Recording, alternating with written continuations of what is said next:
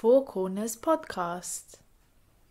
So, hello and welcome everybody to the next episode of the Four Corners podcast with your host, Klisman. And on this episode, we have Martin Armstrong. He is a former international hedge fund manager and founder and president of Armstrong Economics and Socrates, which is an AI investment tool. Welcome, Martin. Oh, thank you for inviting me. Wonderful. Now, Martin, I've seen a lot of your work in the past, and I'm sure large swaths of our audience may have heard of you as well.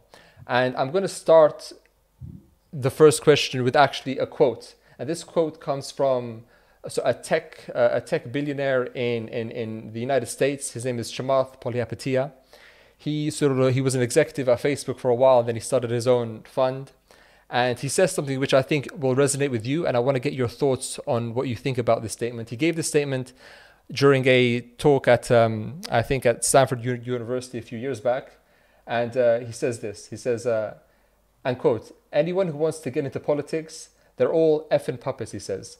He goes, "There are 150, and they are all men who run the world, period, full stop. They control the most important assets, they control the money flows, and these are not the tech entrepreneurs. They're going to get rolled over in the next 5 to 10 years by the people who are really underneath putting the strings. And when you get behind the curtain and see how that world works, what you realize is that it is unfairly set up for them and their progeny." Now, given that statement, how much do you agree with that? And if you do agree with it, who are these people? I don't think there is really 150. It really comes down to maybe a handful of people who are trying to push their theoretical agendas. And yes, you've had 150, people that are rich, whatever, and have their different companies that they've created. But I would say this is the first time we've seen any coordination in a major effort. It's sort of like why I would disagree with that. It's kind of like saying, when do you ever get people in Congress to all vote the same? There's always different factions that are fighting with each other, etc. The most dangerous, I would say, at this point is the World Economic Forum, which has created this agenda per se, and then they use peer pressure to keep others in line. They're doing it, so I guess we should be doing it. That sort of thing. So I would say that it's not the idea of controlling assets and money right now. It's more like controlling power. Mm-hmm. There's money you can, they've got more money than what they could ever spend legally. How many houses can you buy? It's just, there's nothing you can do with the money. It's monopoly money. Mm-hmm. I can say, being a hedge fund manager, and you're putting in orders for billions of dollars back and forth that day, then you go out to dinner and you spend $300. It's a completely different world. What can you spend on dinner? What $10,000, maybe buy a fanciest bottle of wine? You can't possibly use billions of dollars for a lifestyle like that. Mm-hmm. It's what we would call monopoly money. Mm-hmm. It's for a power game. You're buying this or that. What can you influence? So it's there are a lot of people that make up these ideas. It's all assets and they want to own everything. I don't really think it's that. It's taking it up to the next level of power. Mm-hmm. And not something that you measure. Well, I got $20 and you only have 10, so I'm better than you. It's more power oriented, egotistical. So that's quite interesting that you say that, because naturally, Chamath, he works in the business world in Silicon Valley, which could be seen as a bubble, and having, connections or having an understanding of international politics is a different level. How would you define the hierarchy of power, like Maslow's hierarchy of needs? I know the old socialists map would have the proletariat at the bottom, they'd have the priest somewhere in the middle, and they'd have, sort of the people who run things at the top. How does that structure of power work from your experience being in the financial/political world over the last 40 years? Is there a method to get there, or is it based on something that we don't understand yet? Yeah, it's moving to a new level. I would say over the past 40 years, I mean, I've dealt with heads of states, I mean, all sorts of governments from the East to the West. I mean, when the Asian currency crisis happened in 97, I was the one asked to come flying in, to meet with the Central Bank of China. I mean, it was very interesting, for example, in that meeting, we were talking about the currency's collapse, et cetera. And I'd said, look, the capital flow shifted and it's all starting to move back to the United States and Europe because they're going to create the euro. So everybody wanted to get there for the euro. And so I'm there in this meeting with the central bank, and they said, yes, you're right. We agree with you. The capital flows are really there. I said, well, it'd be nice if, why don't you just come out and say that? Oh, well, we can't do that, because it's political. So they cannot come out. And this was China in 97. All right. They could not come out and say, hey, the capital flows and the currency crisis in Southeast Asia was caused by capital moving to set up for Europe. Shifting blame and political, they couldn't come out and say that, but they invite me in to say, oh, yes, you're right.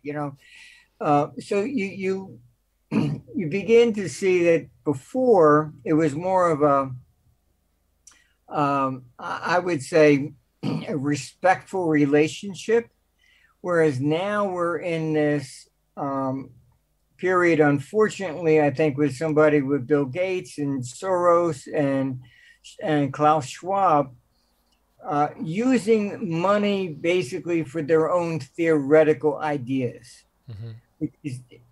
Is different than what you would say as far as 150 companies getting together. They would never get together. They all don't agree on one thing. This is something different. So it's a merger largely of this idea of climate change, population control, and one world governments has been, Soros's dream with his open society. And then you have Klaus Schwab with his economic ideas of eliminating democracy, and it should be more authoritarian. So it's a blending of those ideas rather than one individual. Yeah. And is there a counterweight to this sort of cabal of people moving in that one direction that are trying to change the agenda or not be part of it? I know, for example, it's very hard to get China on board on such a massive plan, and also nations like Russia. But are they the only kind of counterweights to that, or are there individuals or groups of individuals in the West who are trying to counter this narrative as well?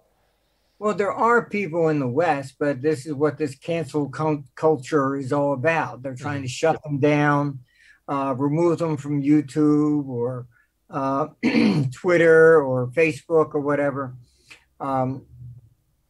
They've been promised effectively to take over the world banking system. That once you move to an electronic view with digital currencies, then you're no longer going to need the local bank. And even with this COVID thing, a lot of banks have shut down branches. It's just seen that they don't need them so much anymore. And so, Twitter's has its moving into banking and things. So is Google. And so this is why they're part of the cancel culture. They think that's what they're going to get out of it. Are they part of the idea of the real agenda all the way? I don't think so. It's just dangling a carrot in front of them, and they're moving in that direction. Yeah. And when you mentioned digital currencies, I know you've spoken about this many times before. And from a layperson's point of view, one may say, well, we sort of have digital currencies as it stands. I can pay for things with PayPal. I can pay with stuff with a credit card. What you're saying is more deeply. What you're saying is that they're trying to get rid of paper currency completely so they can tax people much more efficiently. Is that what you're saying? Yes, but it's also a fact that you have the European Central Bank has lowered interest rates to negative since 2014. All right. And the old economic theories have failed. They thought if they lowered it to negative, that people would spend and that would stimulate the money because they would be punished if they didn't spend the money. So what they did, they started taking money out of the bank in cash and putting in safes. So this is what you have. I mean, there's been, Larry Summers and others have come out and talked about this. They call it the zero boundary. So the way they view it is that their theories were not wrong. It's just that the people made them wrong. So they never want to admit a mistake. So their issue is that the only reason that failed to stimulate, despite creating all the money, was because people hoarded. Yeah. So if we eliminate the hoarding, then the old economic theories of Keynesianism, et cetera, would work again. Yeah. So this is part of that agenda. By going to a digital currency, you can't hoard it. Yeah. So paper money people can hoard. Yeah. It's the hedge also in a lot of different things. And so this is so it's a little deeper than just the taxation. Yeah. But if everything's in the bank and there's no way for you to have money outside the bank, their argument is you also eliminate bank runs and things of this nature, and you get to tax everything all the time. Yeah. But doesn't it get difficult though, Marty, because when you're looking at digitizing currency, you can only really do that for the nations that you have influence over. You can't really do this globally because infrastructure for this isn't as developed globally. So inevitably what you'll have is, again, a tiered system where you'll have the digitized currency, then you have the rest of the world, which is coming up, developing their economies and even developing the infrastructure. That plan can't work holistically, especially when you have different levels of technological integration around the world. So how do they get over that? They don't think about that. You're attributing too much intelligence to these people. They tend to judge the world by what they see and only outside their window. All right. You had India started with canceling their higher notes. India was kind of on board. We got to start pushing this. Yeah. But I mean, if you look at, like I said, people don't understand really what happens. Yeah. The German hyperinflation of 1923 did not take place because they simply printed money. In December 1922, they confiscated 10% of everybody's money and handed them a bond. All right. So then people no longer wanted their money. Okay. So the hyperinflation takes place then because the confidence in government collapses. You look at 1991 and you have the same thing going on in Russia. They canceled the 50 and 100 ruble notes that were from 1961, and you had 3 days to do it. And then they limited it to the maximum you could do is 1,000. So basically they were confiscating your assets that you had over 1,000 rubles. So it was the same thing. It was like going after the hoarding of money. Japan is one of the major classical examples. Each emperor would come in and issue new coins, which were basically just bronze. But their value would be always like astronomical, had nothing to do with the metal content. Yeah. And he would devalue whatever coins were out there, saying, "Oh, well, the ones issued by the last emperor only worth 10% of these new ones now." So eventually, people wouldn't accept the Japanese coinage anymore, and the emperors lost the right to even issue money for 600 years. They would use the coins of China or bags of rice, but they would never trust the government. Yeah. So this is more or less what you're dealing with, and they think that these, digital currencies will give them 100% control, but it's hard to really get to that point, even within the West industrialized countries. Not everybody has bank accounts or whatever, and history says it will end up kind of like Japan with, you start trading bags of rice.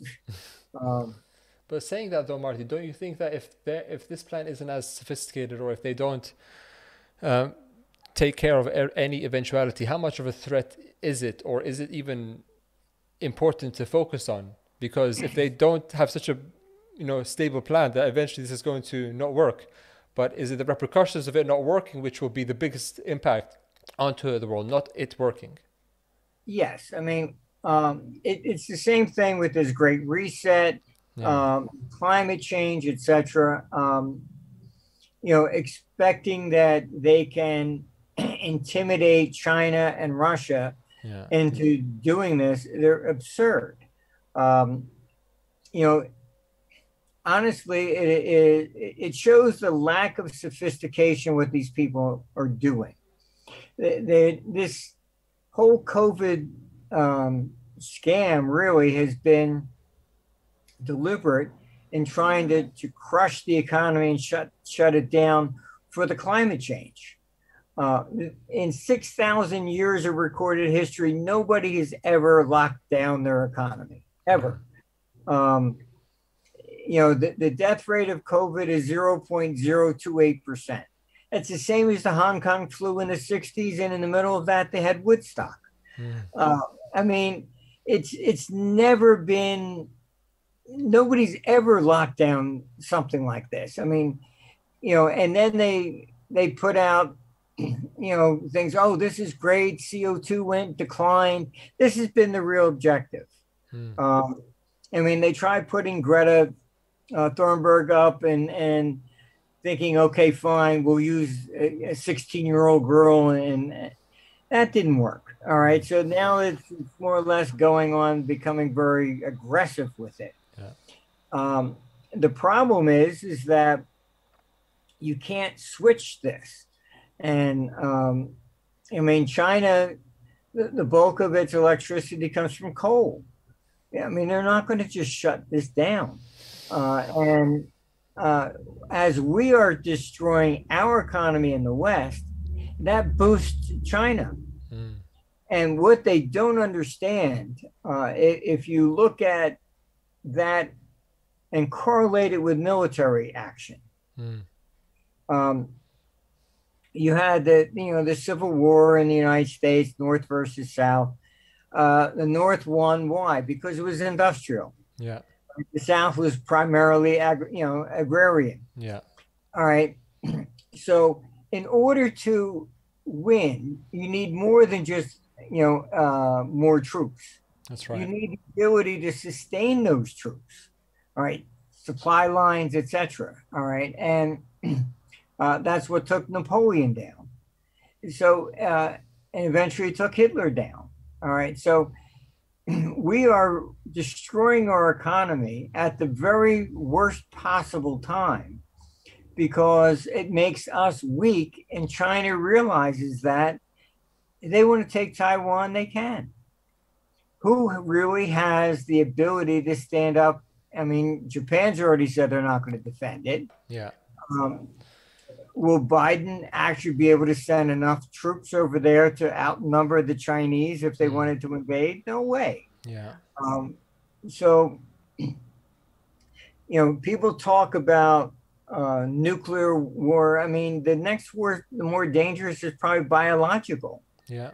Back to like World War I, where they used gas.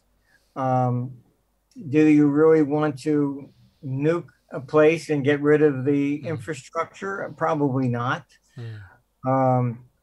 What is Taiwan is more than just a former territory of the China, the former empire. It also holds about 60% of the world's chip production. Yeah. So it would have a major impact upon computer technology, phones, communications, Cars, yeah. everything. Yeah, sure. So we don't realize how much of an economic input Taiwan has been. And as a result, it's also a wonderful carrot for China to look at. Yeah. So the way that it comes across to me, seeing this from my point of view, is that recently, even when Biden put sanctions on Russia for a whole host of cyber attacks that Russia did on the U.S., annexing Crimea, etc., that's the most they can really do, is apply sanctions onto non-lethal kinds of aggravated actions. But when it comes down to anything more serious, I don't think they have a protocol for how to really engage with China militarily. And also given the fact that they have more to lose than to gain by being involved militarily with China, because you're going all the way into their back garden as opposed to it being the other way around. So do you think this sense of political correctness when dealing with international leaders is going to continue with the Biden administration, or will anything happen militarily which would require them to act, but because of even the rhetoric that they're holding now domestically, it seems quite PC, will they have any kind of legitimacy from the American populace's point of view to do anything more serious than just sanctions in any part of the world, let alone China? I mean, I don't really think so. I mean, one of the biggest, I would say, things with Trump that really, I think a lot of people supported was he had vowed to end these endless wars. And I think that, Americans are just kind of fed up with all that stuff. I think so too. I mean, all they've ever done is lied about everything, weapons for mass destruction. And I mean, it's just endless. World War I, and the Germans took an ad in the New York newspaper saying, do not, sail on the Lusitania. They're filling it with weapons. I mean, World War II, it's same thing. They knew, well, the Japanese were going to attack Pearl Harbor. They just moved the biggest ships out. So all this is just propaganda. I mean, it's also known about Vietnam. I mean, even President Johnson, after addressing the nation and all this other kind of stuff, it's well documented. He says, for Vietnamese never fired on Americans. And he says, for all I know, they were shooting at whales that night. They lie about absolutely everything to get involved. Yeah. And you take a look, Crimea is Russian. They don't even speak Ukrainian there. It's always been Russian. All right. And to argue that, during the Soviet Union, they assigned Crimea to that province. I mean, the people there they're not Ukrainian. And I mean, I know a lot of Ukrainians, and they joked about Yanukovych because he couldn't even speak proper Ukrainian on TV. He was from the East. All right. So, this idea of, that was ours because it was given to us by Soviet. Well, they should have basically, in my opinion, divided Ukraine up based, according to the ethnic diversity, period. And I mean, that's like saying Mexico really should invade and take Texas because it used to be theirs. I mean, the people there speak English, they're Americans, all right? So, I mean, you have to understand what's going on. It's, a lot of it just political hypocrisy.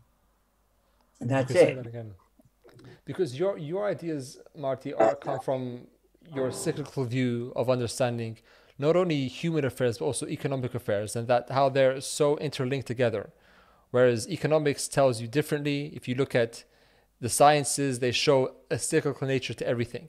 If that is the case, that the world is cyclical, then really there are no such thing as black swans, really, because things like COVID or things that interrupt the economical system come around every so often, depending on what cycle, whether it's a super cycle or a micro cycle. That this idea of black swans shouldn't really exist in the first place. Would you agree with that sentiment? Yes, I mean it's there is no such thing as a black swan. I mean, nothing goes against the basic trend. It builds up, and you can see it. I mean, I've dealt with governments and heads of states for basically 40 years, and I can see it just from the people that I deal with. I was friends with Maggie Thatcher. Invited to her house for Christmas. I mean, we could sit down and actually have an intelligent conversation. Mm-hmm. And I don't know any world leader today that I could do that with. I've told the story that I used to be part of the vetting process for Republicans, and they would send me in and to meet with people who wanted to run for president. Mm-hmm. And it was like, they were told I was there to tell them about the world economy and how it functions. And I was asked to assess them. And when I would get back, what do you think? Is he intelligent enough to understand it? And then in 1999, they said, look, we want you to go down to Texas to meet with George Bush Jr. I said, yeah, okay, no problem. They said, oh, but this one's different. I said, what's different? And they said, look, he's stupid. And I'm not making that up. That was the word they used. And I said, what? I mean, after, dealing with people who wanted to run for president, and the question was, are they intelligent enough to know this guy's stupid? And I asked, why would you make somebody stupid president? And they said, well, he's got the name. Yeah. And so they put in Dick Cheney, and in all fairness, Bush was not responsible for Iraq war. It was all Cheney. And since he's been out of office, you don't see him running around giving speeches. All right. You just see Obama, etc., and Clinton, but you don't really see Bush Jr. So because he's got enough money anyway, he doesn't need to be giving speeches for money.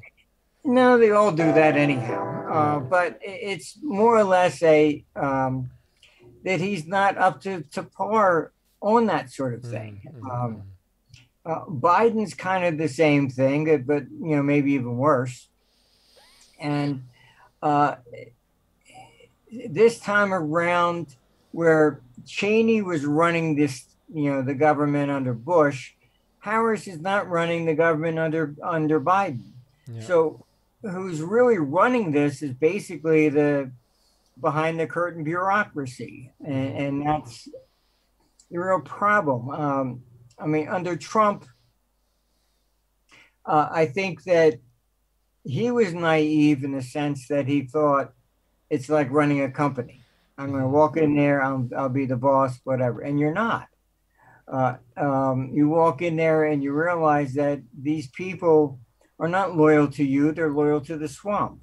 And so he was like firing people, etc. And you had even like Bolton coming out, oh, he's a danger to the country because he's taking troops out of Afghanistan. Well, Biden's doing that now. All right. But this is all theater most of the time. And unfortunately, the reason they hated Trump so much was that because he thought he could actually do things.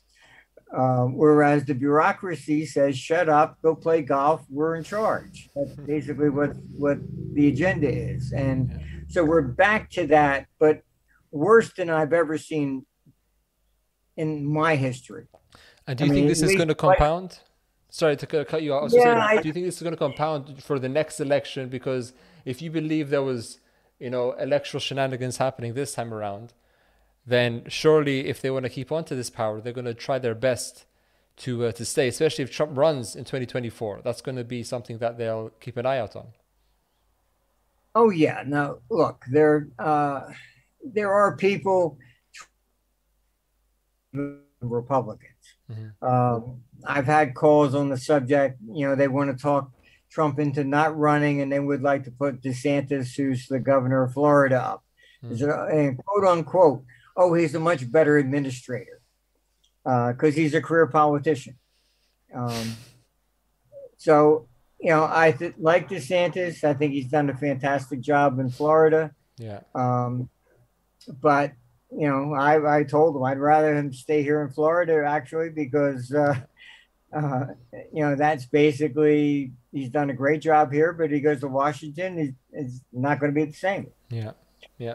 Marty, talk to us more about your war cycles, because you have your economic confidence cycles sort of project or innovation. Can you talk to us about how does that link into your idea of how the cycle of war? Because from a layperson's point of view, it seems as if war happens anytime nations get too big and you have a Thucydides trap that happens. But you have a much more sophisticated understanding of why and how wars develop. Could you go into that for us, please? Yeah, I mean, it's pretty simple, really.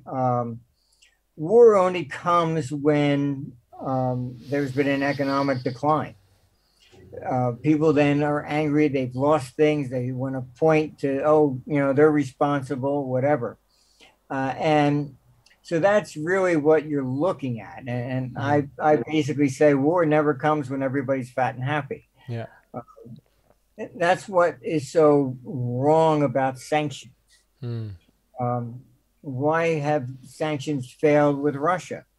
Because you're openly saying, okay, I'm going to put in these sanctions. Putin can stand up and say, hey, it's not my fault, it's them.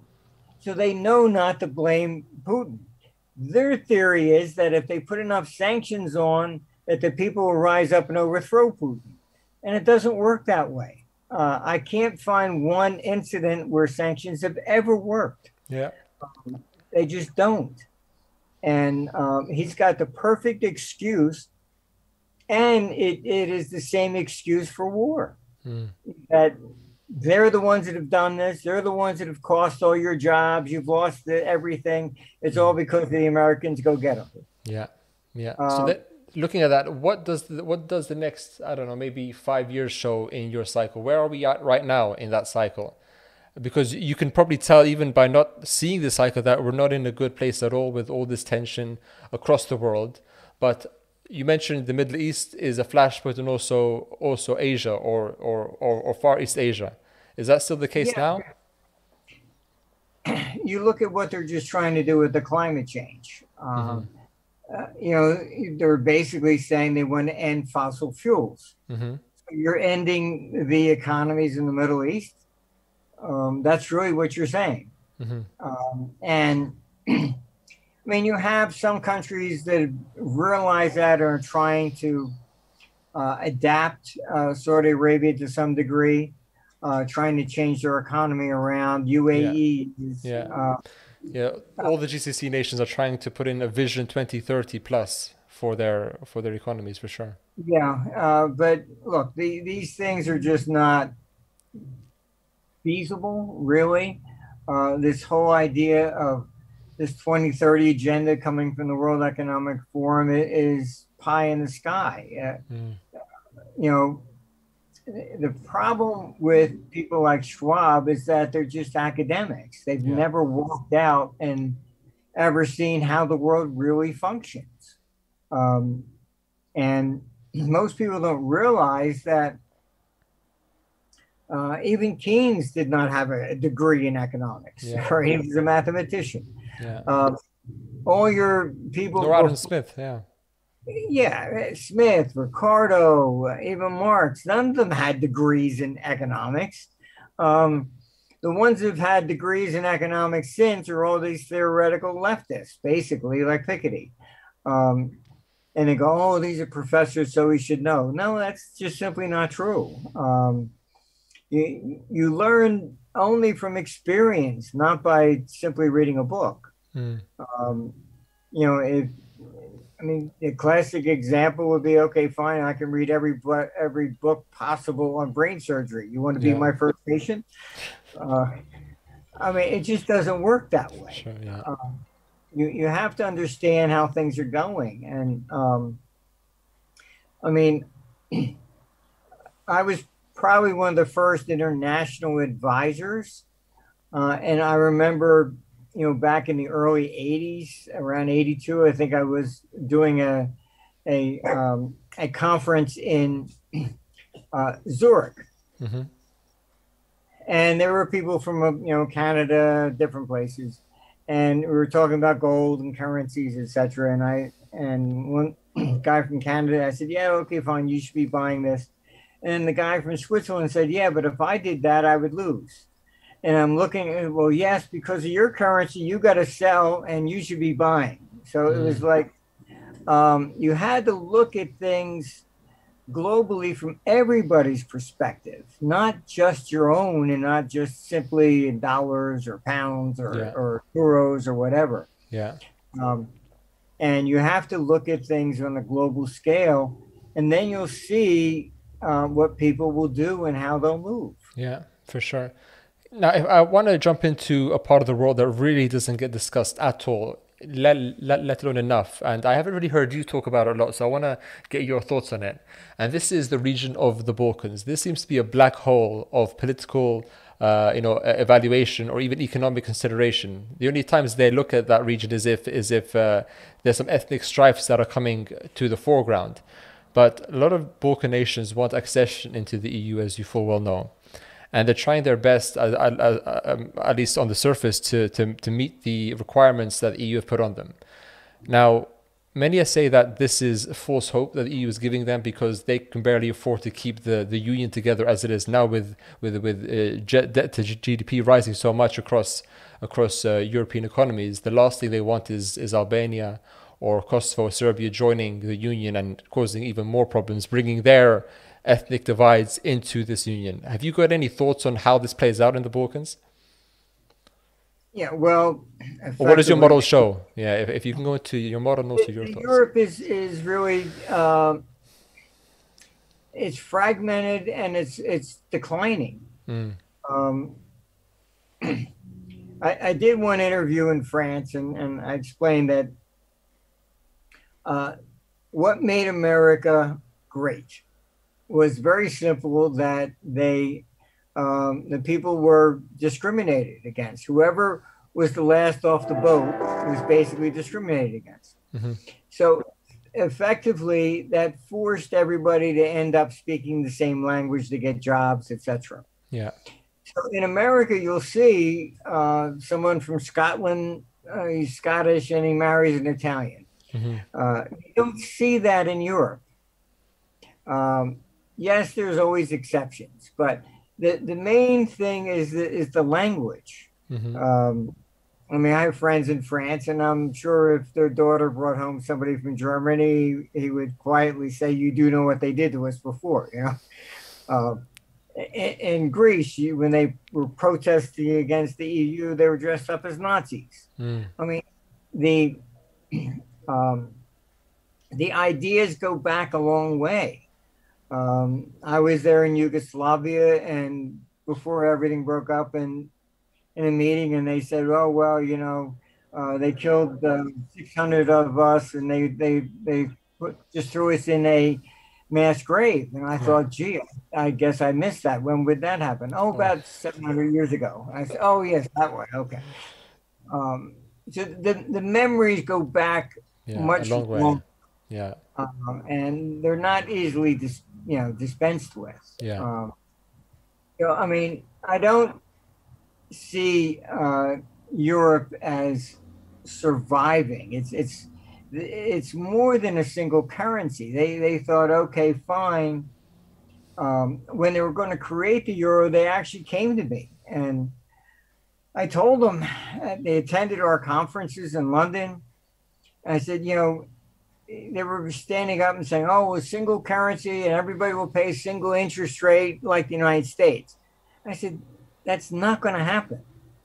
I mean, you're talking a single interest rate for the U.S. dollar at a federal level, but 50 states, and 50 states pay different interest rates according to their credit rating, and so they sold the euro with false dreams that everybody be paying the same interest rate, etc. And none of that became true. None of that happened. So the single currency, I can tell you, was pushed mainly by the Germans by Kohl for one reason, and that was to eliminate foreign exchange risk, so the Germans could sell more product to the rest of Europe. And that the currency they saw as the big problem. And you've had this idea from Bretton Woods that everybody has to have a fixed exchange rate, which is just simply not true. Yeah. So if we were to jump now to understanding something that you've spoken about before, but I want to get maybe some fresh perspective. You've spoken a lot on cryptocurrencies and Bitcoin specifically, and how, in your opinion, this isn't like digital gold for many different reasons that you can go into if you want. But if we look at the second most popular cryptocurrency or platform, that being Ethereum, have you got any thoughts on the value of that system as opposed to just looking at what people look at typically when you look at crypto, which is Bitcoin? Is there there's obviously massive differentials between the two, but in your opinion, have you looked into the viability of Ethereum, especially as we move into the digitization of currencies which are based on national belonging? I think that you have to understand it from a political perspective. Yes. They have a monopoly as far as creating money. And their objective here is to end hoarding. And so I know people like, gold refiners, they have to account for every gram, where it came from and where it goes. Yeah. They're tracking gold like crazy. So, I mean, could you really hop on a plane and put, $20,000 worth of gold or 20,000 euros in a suitcase? No, they'll confiscate it. So you have to ask yourself, really, do you think that they're going to allow private cryptocurrencies to compete against them? They won't. They're trying to shut down everything they possibly can, and the whole idea of going to a digital currency is to eliminate, really just to eliminate this whole idea of hoarding money and any sort of an alternative. So I think it's more or less that they've allowed the cryptocurrencies to go and have even encouraged them, mainly because that is the selling point. Okay. And then they come to the stage where they will confiscate them and then just convert them to their own, etc. And at what rate, who knows? But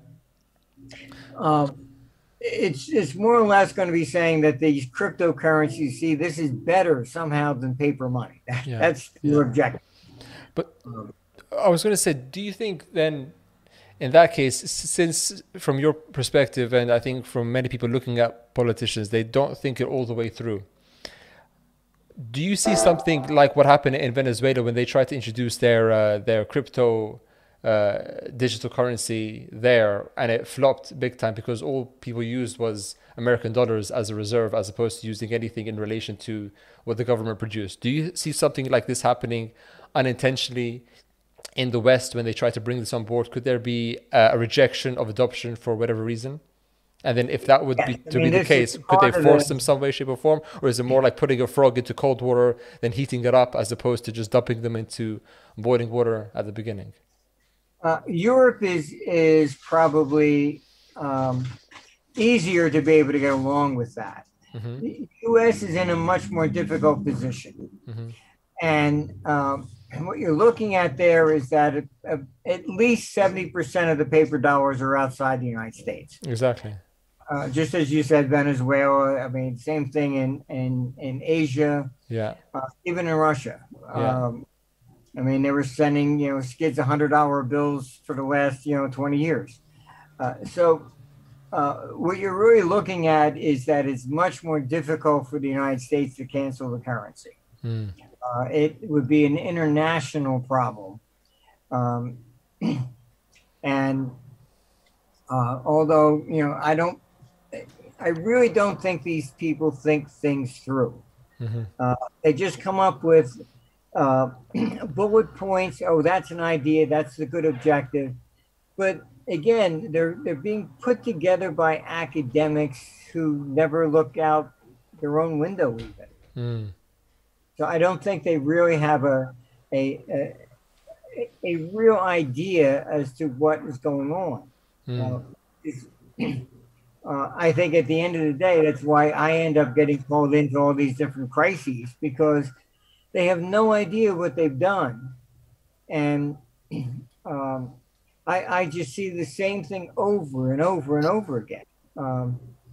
And it's just amazing to me, but this is what happens. I mean, it's, and I've been called in from every which way, throughout Europe, Australia, Asia. I mean, it's so I've never seen any difference in the politicians anywhere. Yeah, it seems as if human nature, politicians change, but human nature doesn't. So that's what keeps the cycles going the way they do. You can't change human nature as easy it is to change a political leader. Then in that case, they don't know history and they're not interested. So then who do you, if you were a person who, like a concerned citizen who's looking at the world right now, be you a business owner, an investor, or a young person coming up now, who do you listen to trust in what's going on around here? I know, people would point towards what you're saying, but for the sophisticated investor out there, where would you suggest they get more original, more valuable insights from? Because if it's not coming from the newspapers, if it's not coming from the politicians, then how do you build a model of the world that makes sense to you? I know that's what we're trying to do as a firm, and I know that's what you've been doing for over 40 years now. But where do they go to get this insight, which isn't tainted by political bias or by anything else? I really don't know. It's the difference between a hedge fund manager and a fund manager is fairly stark. And the primary thing is we're over-regulated domestically. Yeah. So actually, I had testified on this back in 1985. Mm-hmm. You have the Commodity Futures Trading Commission regulating futures. Then you have the SEC regulating securities. When the 87 crash came, then the SEC is pointing the finger at the CFTC. Mm-hmm. CFTC is pointing the finger the other way. Mm. They end up coming to me asking me if I would testify on their behalf against the SEC. I mean, this is like, and effectively what I said, look, if you're going to hire me, it's to make the decision, should I be in bonds, stocks, futures, whatever. But the way the regulation is that,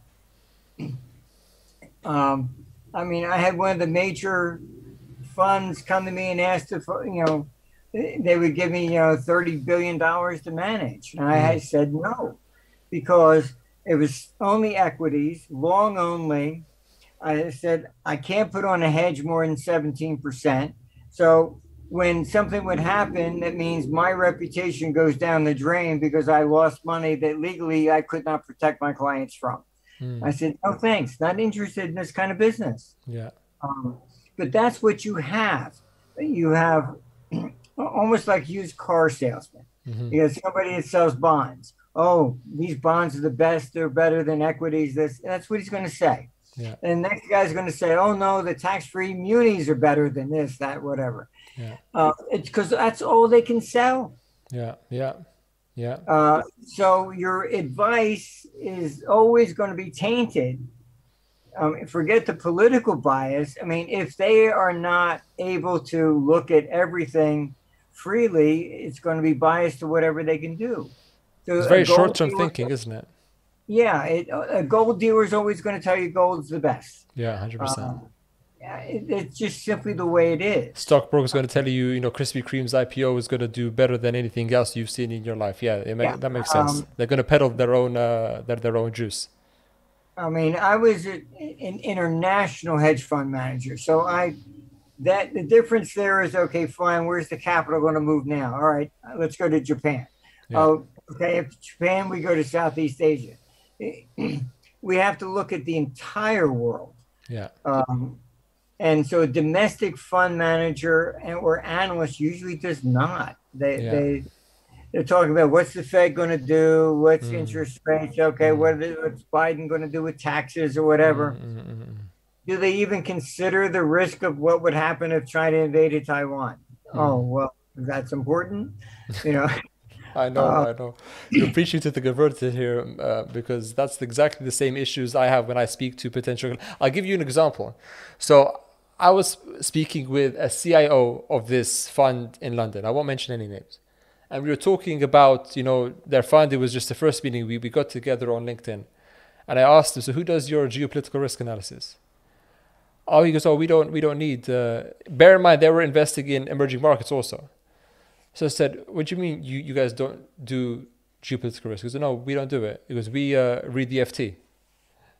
That was, and it dropped, my jaw dropped. I couldn't believe what I was hearing when he said that to me. So I thought, if this is even the perspective of even 1% of the fund managers in London, then we're in big trouble, let alone more. Oh, it gets even worse than that. I mean, I would, when the euro was starting, at the time, all the newspapers were saying, oh, the British pound's going to collapse because Britain's not going to join the euro. So, to tell you the truth, Mercedes had shorted a year's worth of sales in Britain, and they were down about $1 billion. They called me in to look at this. I said, okay, fine. We got to flip you out of this thing, help get them out of the position. And they set up a meeting, said, you got to go over to Daimler-Benz because they did the same thing. So I went to Daimler-Benz. There I met with the board of directors. Okay.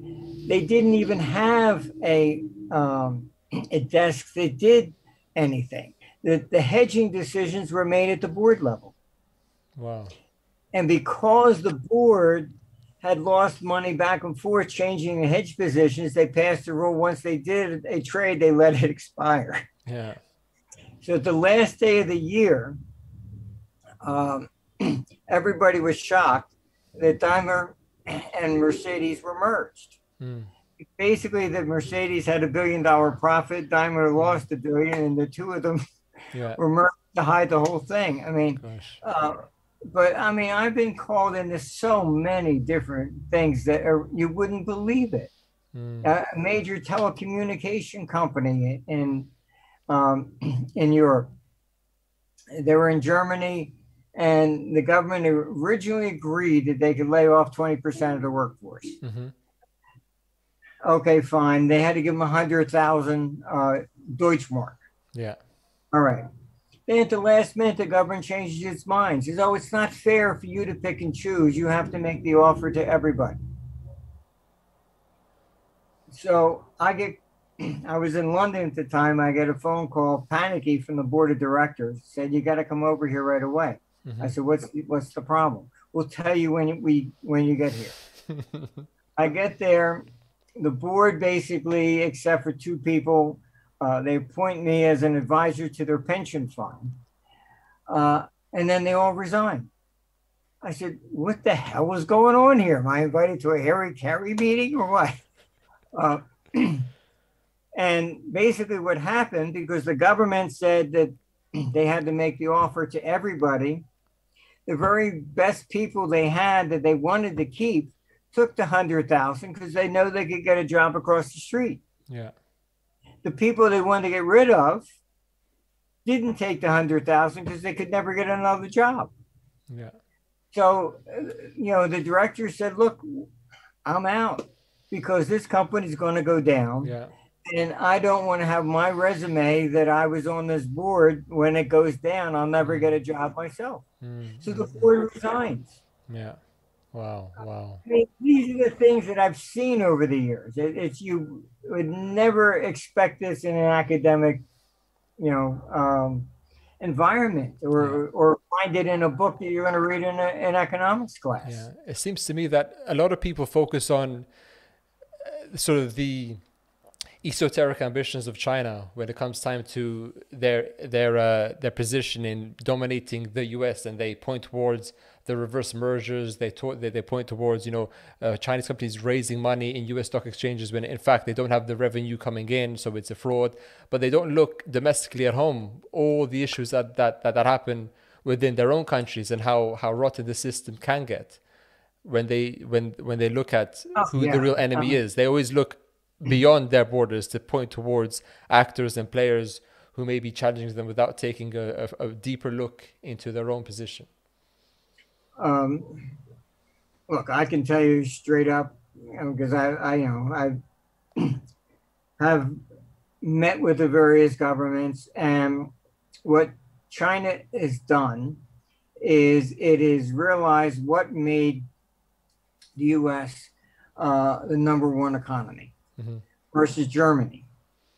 All right. Germany pushed for the euro. Why? Because they have a mercantile economy. Manufacture something and sell it to somebody else. All right. So if you look at the list of who are the richest people in Europe, Italy comes ahead of Germans. Yeah. All right. So in the United States, why did the economy become the world economy? Because basically the U.S. had a domestic consumer market. Yeah. So everybody wanted to sell to the United States. That's right. So China has looked at this and they realize, okay, what made the United States work versus everybody else? So China is developing its domestic economy. Yeah. All right. They have a huge consumer market. They have more billionaires now in Beijing than New York City does. Yeah. And people can look at debt and this and that and all the other scenarios I've heard. What they're overlooking is what China is doing. China is turned inward, and they're developing their own economy, and it will be the biggest economy in the world. Well, they mentioned that in their 5-year plan in March, their dual circulation development model, where they focus on internal consumption and also independence of the technological supply chains, because they want to not be at the risk of outside players who can, impact their supply chains in any way, shape, or form. But how do you answer critics who say that, okay, China is trying to do economically the same thing as the US, but politically they're not the same, obviously. And the political system is what's wrong with China, and they need to change the political system for things like individual liberty to be realized. Because if you're a millionaire or billionaire in China, just like what happened with Jack Ma, we don't know where he's gone. That could happen to anyone who may speak out against the regime. Would you have the same kind of criticism or the same logic towards that argument as well? Not really, because the West is desperately moving in the same direction. You look at the EU, you get to vote for Parliament, but Parliament has no power over the European Commission, which doesn't stand for election. The head of the EU is selected by the heads of the states. It never stands for election. Sure. So they really want the Chinese model. They can, talk up everything that they want and pretend that China is a communist and we're free, and that's just simply not true. Yes, it's still called the Communist Party, but communism means the government owns everything. Yeah, they're not. They kept the name, but they did not. Economically, they're as free as everybody else is at the state. Like Deng Xiaoping said, it's communism with Chinese characteristics. Yes, I mean, um, I was invited to China, kind of helping them to become capitalistic, and versus Russia, and completely different. And from what I saw, they took me to this one facility, and at first I thought I was like, Alice in Wonderland going down the rabbit hole or something. I went to this facility, was surrounded by tanks, and had three huge satellites on the roof. And I'm like, oh my God, where am I going? And the room was filled with people downloading everything from the internet. Mm-hmm. And then they took me into a room, and they showed that they had downloaded absolutely everything I ever wrote, things that I didn't maybe wrote years ago that I didn't even have copies of. Wow. But then they took me into a room, and they had showed me they had 249 varieties of tea. Mm-hmm. I never knew there were that many. Yeah. All right. They were tracking everything, but unlike the Russians, they did not interfere. And they really didn't understand. They said, why is this tea that's like $1 here selling for $5 over here? I said, well, where's it manufactured at? And they said, well, it comes from here. Well, first, I said, you have transportation costs. That's right. And they go, oh, okay. All right. I said, then somebody always wants to buy something from someplace else. It's always better. All right. But so they were monitoring it, but they were not interfering. We're under communism. It was, if it's $1 here, it's $1 everywhere, even if it took $5 to get there. That's right. So I was impressed with the fact that they were just studying the economy and how it was functioning. Mm-hmm. Whereas in Russia, it went from communism to an oligarchy. Yeah. Just, corruption, that was it. So it never really developed into a full-blown capitalistic type system that you would think of. Mm-hmm. If you wanted to open up a restaurant and you were competing with the oligarchs, you were dead. That was it. Yeah, yeah. So a completely different atmosphere from both types of communism. Mm-hmm. Plus, you had, I went behind the Berlin Wall in East Germany before it fell, and the Stasi were really quite oppressive. You couldn't do much of anything, really. You had to be careful. Had met with somebody there, and they would speak freely as long as nobody was around us. But as soon as somebody came close, oh, this is our Pillar, they take such wonderful care of us. And as soon as they were out of earshot, oh, they call him, no, the son of a bitch or whatever. Whereas, in China, it was more of the tall poppy syndrome. Yeah. We don't care what you think or what you say, but if you stick your head up, it's going to be cut off. Yeah. Whereas a friend of mine in East Germany, when the wall came down, he went and got a Stasi file. And he found out that everybody he thought was a friend were ratting on him. Yeah. And he came in and started punching holes in the wall. And my friend, who was his son, he thought his father was crazy. Yeah. And he's punching holes in the wall and pulling out microphones. And he died last year, but after that, he would never speak to anybody other than his family. Yeah. So, Yeah. Huge difference. I can attest to that too. As I mentioned, communism was alive and kicking in Albania as well, and even back then, within the towns, the villages, and the cities, you had next door neighbors who you thought you could trust, but it came out afterwards that this guy was a spy, that person was a spy, and when communism fell, these people were sort of banished, not physically but socially, because they thought we knew you, but communism was such that it was very hard to trust people, especially even people sometimes within your own household. So I could see how frustrated he must have been for that to come to fruition. But looking at your economic confidence model and how it relates to China, China obviously has their China 24, I think 2049 or 2039 plan, where they want to be the top dog by then. Do you see this playing out well for them, or how does your model link into China's growth and development, and where do they sit right now in their cycle? Um, well, they'll exceed that in a shorter time frame than what they actually have, mainly because of the stupidity that the West has done with COVID. You're deliberately crushing the economy. And I mean, you see shortages are developing now just about everything, from chickens to I mean, I had ordered a refrigerator in December. I had to wait till March to get it. And when I said, gee, what's the problem? And they said, oh, the chips come from Thailand. You lock down the world economy, and everybody's got social distance and you can't drive. And it was just absolutely insane. And I think a lot of it may have been stupidity by a lot of these politicians that just did things because somebody else was doing it. Yeah.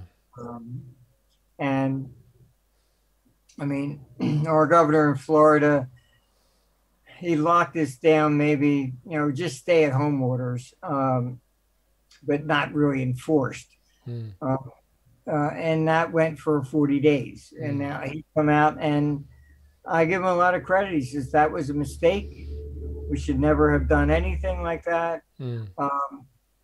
I mean, Florida is like an example of freedom, and the death rate of COVID was no worse than the states that locked down. Yeah.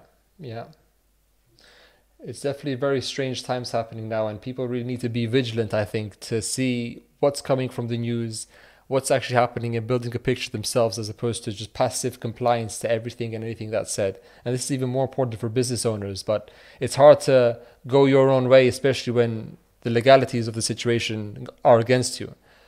You have a new book, Marty, that's come out, The Cycle of War and the Coronavirus, available on Amazon and Barnes & Noble. For those who want to purchase that book, what kinds of things can they expect to read and learn from? Well, I've tried to put in all the absolute research I could find on all the different wars, how that happens, how government develops, and effectively what these people are doing is, I mean, even Biden said it during the debates that, he was going to rejoin the UN and to force China to comply with this Build Back Better and Great Reset. That was part of their strategy. And that's why I said this is very serious, because they don't realize by reducing the economy in the West, they're boosting China and Russia. And there's no way they're going to join. They're not stupid.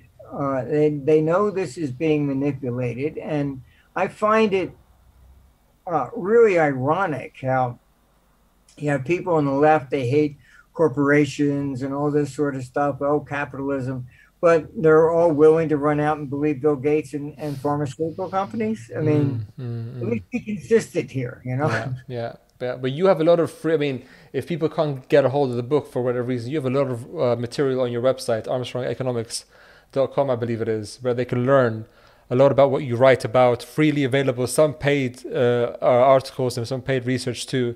But on the whole, I think is a great resource, which we'll put a link to. We'll put a link to all of these resources below. If this is a podcast you're listening to on any of the podcast platforms or on YouTube, you'll find it linked below somewhere. Finally, Marty, to get to maybe some morals of life that you've learned over time, what kinds of things would you advise someone who's starting out in business or starting out in political affairs, or even sort of students of international relations. Where should they spend their time focusing if they really want to learn how the world works? That's really a hard question because I mean most of what they teach in school is all wrong. Yeah. I mean, even economics, they're still teaching, the theories from the fixed exchange rate period. I mean, that ended in 71. I mean, that is part of our problem that the particularly at the academic level, they don't they don't update or they don't really take into consideration what's going on in the world, mainly because the academics have, kind of like peer pressure. You see with COVID, the doctors that come out and say, no, this is wrong, and cancel them, block them, whatever. If you go against the so-called establishment, you're kind of like blacklisted. Yeah.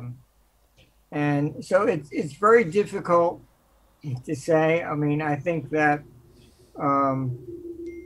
I'd love to see some people, come to the political table and change things. But unfortunately, I think we got to crash and burn first. First, yeah. For the phoenix to rise out the ashes. I think so. Wonderful. Okay, so I think we'll wrap it up there. Martin, thank you so much for your time, and for everyone else. This just to reiterate, was Martin Armstrong, former international hedge fund manager and founder and president of Armstrong Economics and Socrates. If people want to contact you, Marty, I know the website's there. Would that be the best place? You've got a Twitter account as well that they can maybe send you messages and ask you questions. Would they be the best place for them? I would say just send it into the website. Yeah. I think that's probably the best. I get an awful lot of emails and I go through them and I try to answer some of the questions that are coming in and post them on the blog. Great. Wonderful. And I'll definitely put a link there for everyone to see too. So for the last time, thank you so much. And hopefully we'll be able to speak again soon. Maybe in 2024, where some of your main predictions could come to be, so we can reevaluate what we've learned over the last few years. Well, thank you for inviting me. Thank you so much.